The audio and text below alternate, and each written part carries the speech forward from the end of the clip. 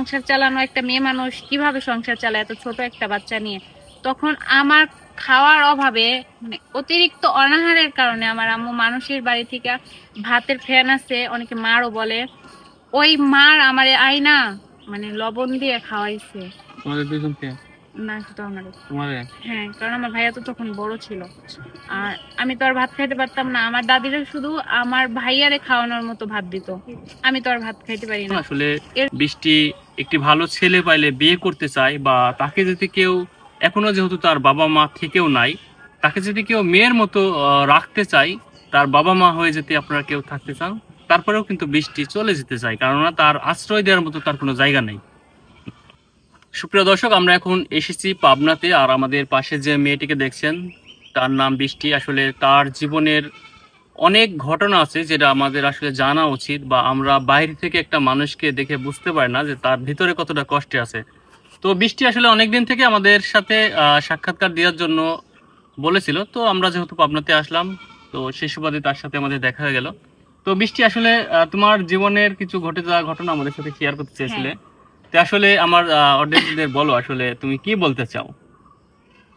আমি যখন মানে আমার আব্বু আম্মুর প্রথমে একটা বাচ্চা হয়, মেয়ে বাচ্চা, সেটা হওয়ার কিছুদিন পরেই, অল্প কিছুদিন পরেই মারা যায়। তো আমার নানি বাড়িতেই হয় এবং নানি বাড়িতেই মারা যায়। তখন আমার দাদি বাড়ি থেকে দায়ী করে যে আমার নানিদের কারণে বাচ্চাটা মারা গেছে।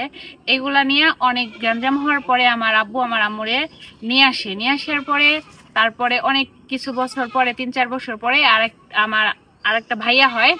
তো ওই ভাইয়াটা যখন হয় তখন ভালোই ছিল, আমার বাবা মা সবাই সুখে ছিল। তার কিছু বছর পরে যখন আমি হই, এর মাঝখানে আমার আব্বু মানে একটু অন্য ধরনের হয়ে গেছিল, একটু মানে অন্য ধরনের জুয়া টুয়া খেলতো, এরকম কিছু আর কি। তো এরপরে যখন আমি হই, তখন যেদিন আমি হই ঠিক ফজরের আজানের সময়, তখন আমার আব্বু শুধু আমার কান্না শুনে বাড়ি থেকে চলে যায়। সে দেখেওনি বা শুনেওনি যে ছেলে বাচ্চা নাকি মেয়ে বাচ্চা হয়েছে। তো এরপরে আমার আম্মু অনেক কষ্ট করে আমাদের মানে চলায়, একটা ফ্যামিলিতে যদি বাবা না থাকে তাহলে অবশ্যই আপনারা জানেন যে ওই ফ্যামিলি থেকে চলা কতটা কষ্টের হয়। আচ্ছা, তোমাকে আমি কিছু কথা বলি। তোমার বাবা যখন তোমাকে হওয়ার পরে, তুমি জন্ম নেওয়ার পরে যখন চলে যায়, হ্যাঁ, তারপর আসলে তোমাদের কি কাছে ছিল না নাকি?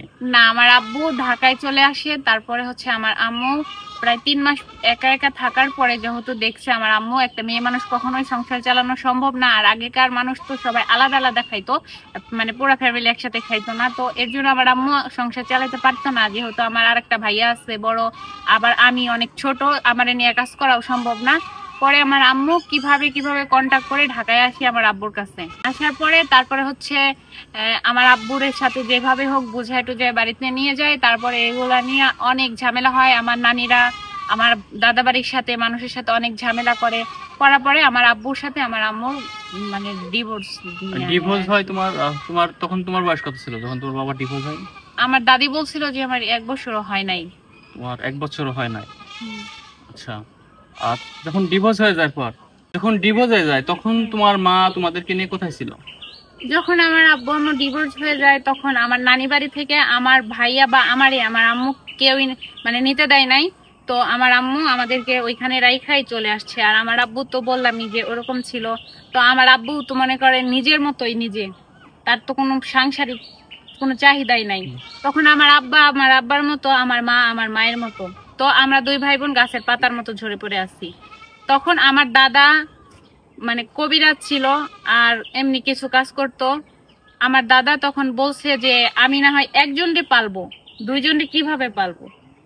তখন আমার ফুপি ছিল, আমার ফুপি অনেক ভালো ছিল, তার ছেলে মেয়ে বড় ছিল, একা থাকতো বাসায়, এর জন্য আমারে নিয়ে যায়। আর আমার ভাইয়ারে আমার দাদাই বড় করে। এরকম করে বেশ কিছু বছর চলে যায়। তখন আমি একটু বুঝতে শিখলাম। তারপরে আমার দাদা বাড়ি থেকে আমার আব্বুরে আবার বিয়ে দেওয়া হলো ওই চর এলাকায় আর কি। পরে বিয়ে দেওয়ার পরে ওই মহিলাটা কেমন ছিল সেটা আমি বলবো না, যেমনই ছিল। তো উনি মানে অত্যাচার তো করার সুযোগ পায় নাই, যেহেতু আমরা আমার বাবার কাছে থাকতাম না। হ্যাঁ, যেহেতু আমরা আমার বাবার কাছে থাকতাম না, তেমন অত্যাচার করার সুযোগ পায় নাই। ওই যেই মানে মাঝে মাঝে বেড়াইতে যাইতাম, ওই সময়ের মধ্যেও মানে আমাদের এলাকায় বলে যে গাছ খাওয়ায় মানুষটা যে সমস্যা করে আর কি, বুঝতে না পারলে মানুষ মারা যায় এরকম আর কি। এরকম অনেকবারই এরকম অনেক কিছু করছে। যাই হোক, যেহেতু আমার দাদা কবিরাজ ছিলেন, অবশ্যই আমাদের দেখা বুঝতে পারছেন তিনি। তো পরে এটা ঠিক হয়ে গেছে। তারপরে আমার যখন 4 থেকে 5 বছর বয়স, তখন আমি ক্লাস 1-2 এ পড়ি হয়তোবা, এত মনে নেই, তখন আমার দাদা মারা যায়।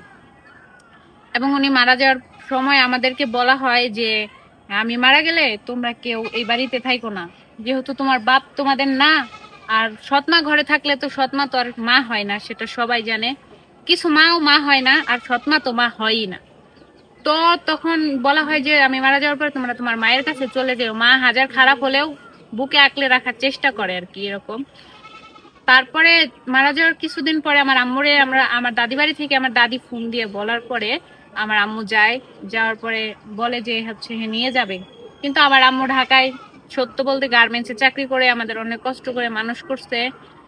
তখন আমার আম্মু বলছে যে আমি গার্মেন্টসে চাকরি করে 2টা সন্তানকে কিভাবে মানুষ করব।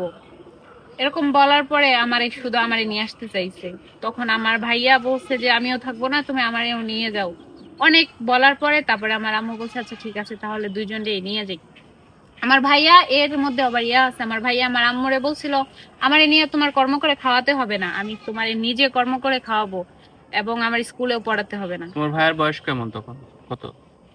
তখন বেশি না, 12-13 এরকম আর কি। 12-13 বছর। হ্যাঁ।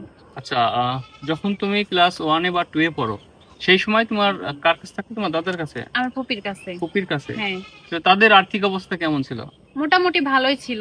আর হচ্ছে আমি যখন খুবই ছোট ছিলাম, একটু আগে বলছিলাম যে আমার আব্বু জানেও না কি বাচ্চা হয়েছে এবং মরা হয়েছে না জেদা হয়েছে, এটা আমার বাবা জানে না, না জানে চলে গেছে বাড়ি থেকে। তখন আমার আম্মু তো সংসার চালানো, একটা মেয়ে মানুষ কিভাবে সংসার চালায় এত ছোট একটা বাচ্চা নিয়ে। তখন আমার খাওয়ার অভাবে, মানে অতিরিক্ত অনাহারের কারণে আমার আম্মু মানুষের বাড়ি থেকে ভাতের ফ্যান আছে, অনেকে মারও বলে, ওই মার আমারে আইনা মানে লবণ দিয়ে খাওয়াইছে। তোমাদের দুজনকে?